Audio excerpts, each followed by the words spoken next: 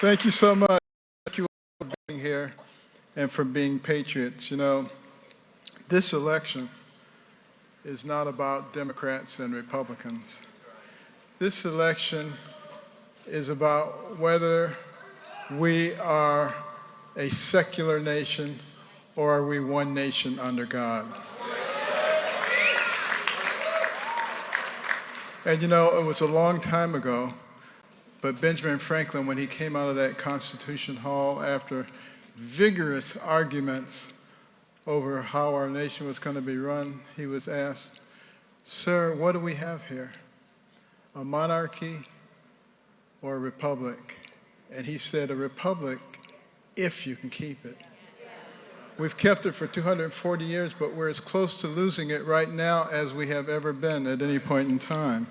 We have a Department of Justice that's being used by the party in power to persecute and prosecute their political opponents, something you would expect in Russia or China or Banana Republic, occurring blatantly right in our country. And interestingly enough, we have somebody who's running for president who recently said in a crowd when somebody said, "Jesus Christ is Lord," that you're in the wrong crowd. Think about that. You know, in Matthew 12:34, it says, "Out of the abundance of the heart, the mouth speaketh." She didn't have time to think about what she was going to say. She just said what's in her heart. So maybe she's the one who doesn't belong. Maybe that's what we should be thinking about.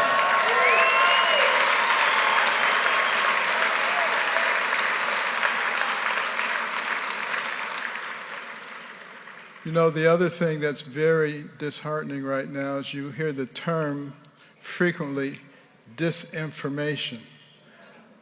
That is laying the groundwork for censorship. And we should recognize all of these things that are coming down the road here and how they try to demonize President Trump. Why do they do that? Because they can't really criticize his policies because they know they worked. So now they have to go and say that he's the worst thing since Hitler. And there's a lot more coming because they will do anything to stop him. They've tried everything so far. But here's the thing. As it says in Romans 8, if God be for you, who can be against you?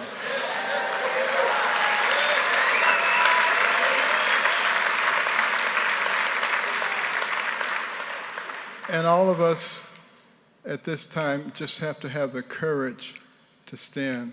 President Trump has courage, but he needs us to be behind him and to think logically. And also, we all have to fight our personal battles. We have to win our war of 1812. What do I mean by that? Proverbs 18:12. It says, "Before destruction, the heart of man is haughty, and before honor is humility." And we have to submit ourselves to the power of God. Our nation rose from a bunch of ragtag militiamen to the pinnacle of the world because we were people of faith. And there are those who are trying to get us to give that up. Recognize that in the last election, 20 million evangelical Christians did not vote.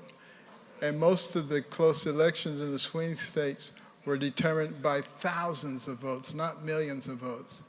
Think about the power that exists in the people who believe in God. We don't have to be victims. We don't have to complain.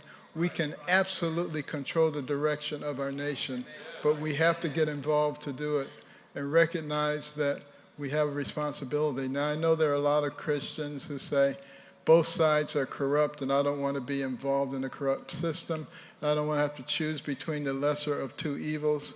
Well, unless Jesus Christ is on the ballot, you're always choosing between the lesser of two evils.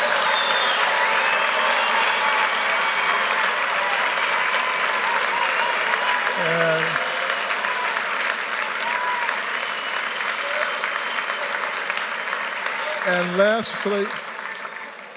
lastly, I just want to say, you know, when I was running for president against Donald J. Trump, at one of the debates, when we were being announced, I couldn't hear my name. All the other candidates walked past me. He came and stood beside me until they rectified the situation. He stood beside me at a time of confusion, and I guarantee you he will stand beside you and the United States of America in this time.